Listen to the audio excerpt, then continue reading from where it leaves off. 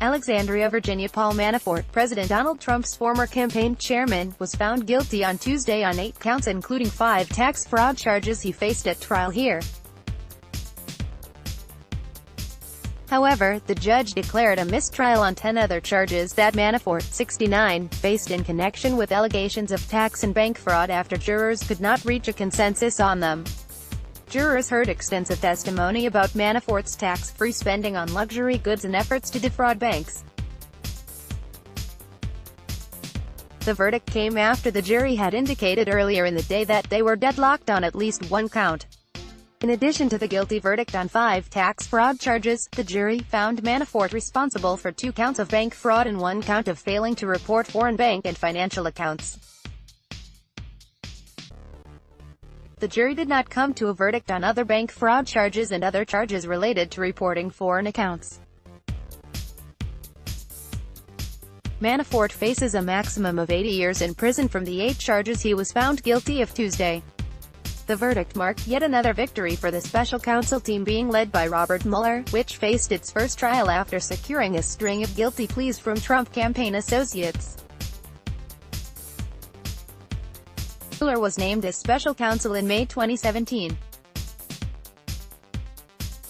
Speaking to reporters in West Virginia later that day, Trump brushed off the implications of the jury's decision. "I must tell you that Paul Manafort's a good man," Trump said as he exited Air Force One. "It doesn't involve me, but I still feel, it's a very sad thing that happened," he said.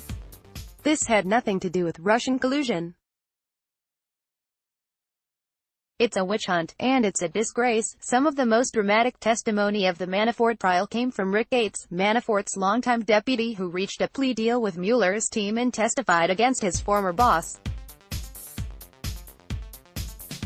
At closing arguments last week, prosecutors told jurors that Manafort knew the law, and he violated it anyway. Manafort, who was on the Trump campaign from March 2016 to August 2016, had previously worked on the presidential campaigns of Gerald Ford, Ronald Reagan, George H.W.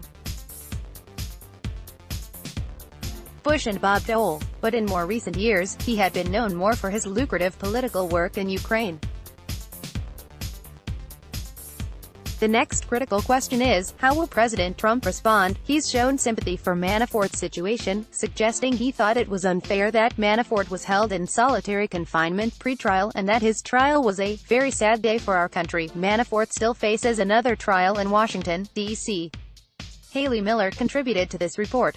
This story has been updated with additional information about the jury's decisions and Trump's remarks. Related coverage: a jury is deciding Paul Manafort's fate. Then it's Donald Trump's turn.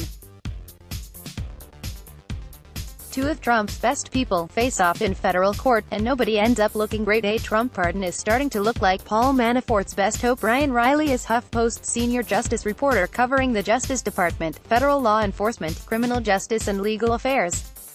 Have a tip? Reach him at ryan.riley@huffpost.com or on Signal at 202-527-9261. Download. Do you have information you want to share with HuffPost? Here's how.